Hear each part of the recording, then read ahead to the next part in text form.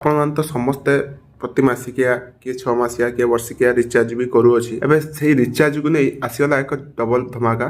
ତେବେ ଆଜି ଆପଣଙ୍କୁ ଦୁଇଟି ଶସ୍ତା ରିଚାର୍ଜ କଥା କହିବି ଯାହାର ବୈଧତା ପୁରା 3 ମାସ ପର୍ଯ୍ୟନ୍ତ ରହିବ ଏବଂ ତା ସହିତ ଡାଟା ବି ଫ୍ରି। ତେବେ କ'ଣ ରହିଛି ସମ୍ପୂର୍ଣ୍ଣ ଅପଡେଟ୍ ଭିଡ଼ିଓଟିକି ଶେଷ ପର୍ଯ୍ୟନ୍ତ ଦେଖନ୍ତୁ ଜାଣିପାରିବେ। କିନ୍ତୁ ତା ପୂର୍ବରୁ ଭିଡ଼ିଓ ଗୋଟେ ଲାଇକ୍ କରିଦିଅନ୍ତୁ ଏବଂ ଚ୍ୟାନେଲକୁ ସବସ୍କ୍ରାଇବ୍ କରିନଥିଲେ ସବସ୍କ୍ରାଇବ୍ କରି ପାଖରେ ଥିବା ବେଲ୍ ଆଇକନ୍କୁ ଦବାଇ ଦିଅନ୍ତୁ। ତେବେ ସରକାରୀ ଟେଲିକମ୍ କମ୍ପାନୀ BSNL ଦେଶରେ ଏହାର ଉପଭୋକ୍ତାମାନଙ୍କ ପାଇଁ ଦୁଇଟି ନୂତନ ରିଚାର୍ଜ ନେଇ ଆସିଛି ଏବଂ ଏହି ଶସ୍ତା ରିଚାର୍ଜ କରି ଆପଣମାନେ ବି ଲାଭ ଉଠାଇ ପାରିବେ। ତେବେ ବିଶେଷ କରି ଏହି ଉପଭୋକ୍ତାମାନଙ୍କ ପାଇଁ ଏହି ଯୋଜନା ଗୁଡ଼ିକ ଆରମ୍ଭ କରୁଛି ଯେଉଁମାନେ କମ୍ ମୂଲ୍ୟରେ ଉନ୍ନତି ସେବା ଚାହୁଁଛନ୍ତି। ତେବେ ବର୍ତ୍ତମାନ BSNL ସିମ୍ ବ୍ୟବହାରକାରୀମାନେ 215 ଟଙ୍କା ଏବଂ 628 ଟଙ୍କା ଯୋଜନାରେ ମାଗଣା କଲିଂ ଏବଂ ଡାଟା ଭଳି ସୁବିଧା ପାଇପାରିବେ। ତେବେ ବର୍ତ୍ତମାନ BSNLର 628 ଟଙ୍କା ଯୋଜନା ବିଷୟରେ ଜାଣିବା।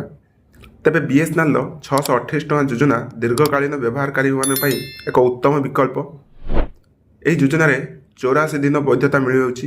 ଏହି ଯୋଜନାରେ ପ୍ରତିଦିନ 3 GB ହାଇ ସ୍ପିଡ୍ ଡାଟା ଯାହା 4G ପ୍ରଦାନ କରେ, ଯେଉଁଥିରେ ମୋଟ 252 GB ଡାଟା ଉପଲବ୍ଧ ହେବ।